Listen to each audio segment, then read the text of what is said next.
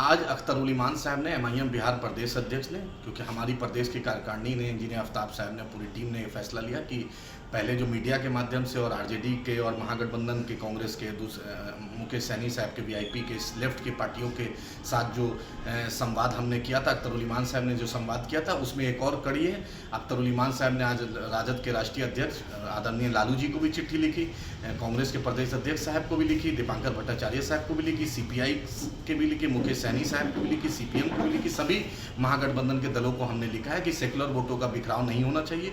सीमांचल ही नहीं, पूरे बिहार में भाजपा मुक्त माहौल है और भाजपा को हराना हमारा ही मकसद है, आपका ही मकसद है। तो इसलिए एमआईएम शर्तों की राजनीति नहीं करती, हम इंसाफ चाहते हैं, सीमांचल के साथ इंसाफ हो। अब बिहार में मजलूमों को, दलितों को, अकलियतों को, सबको एक इंसाफ मिले, एक आवाज़ मिले। इसी के पहल में ये दूसरी कोशिश हम कर रहे हैं। हमने सभी घटक दल को चिट्ठी लिखी है उसमें, क्योंकि राजद का कल कार्यकारिणी है, राष्ट्रीय कार्यकारिणी, इसलिए लालू जी राष्ट्रीय अध्यक्ष है और महागठबंधन का सबसे बड़ा चेहरों में से एक है।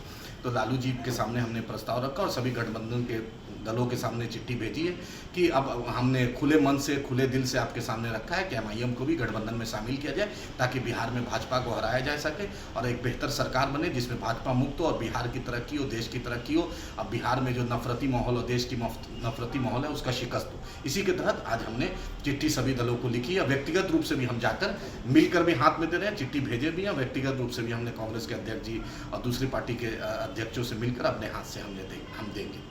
यही एमआईएम ने एक पॉजिटिव कोशिश की। उम्मीद है कि महागठबंधन इसमें एक पॉजिटिव फैसला लेगा, एमआईएम को भी गठबंधन में शामिल करेगा। निरपेक्ष वोट इस बार इधर उधर नहीं होने वाला है, कोई बिखराव नहीं होने वाला है।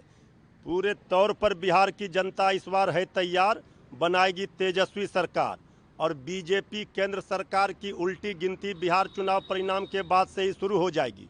एआईएमआईएम का जो ट्रैक रिकॉर्ड रहा है वो ये बताता है कि उन्होंने बीजेपी की बी टीम बन करके काम किया है, बीजेपी को फ़ायदा पहुंचाने के लिए काम किया है। इस बार कहीं कोई झांसे में आने वाले नहीं हैं और जिनको भी ये चिंता है सांप्रदायिक शक्तियों को रोकने की, वो सीधे तौर पर देख रहे हैं तेजस्वी यादव जी के नाम का बिहार में सुनामी है, इसमें कोई बाधा डालना चाहेगा।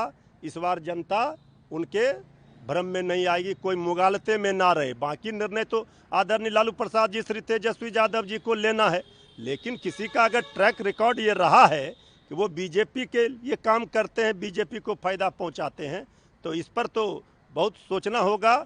और ये सब जो हो रहा है, बयान दिया जा रहा है और बयान बदला जा रहा है, इसी से पता चलता है कहीं ना कहीं स्क्रिप्ट कहीं और से लिखा जा रहा है।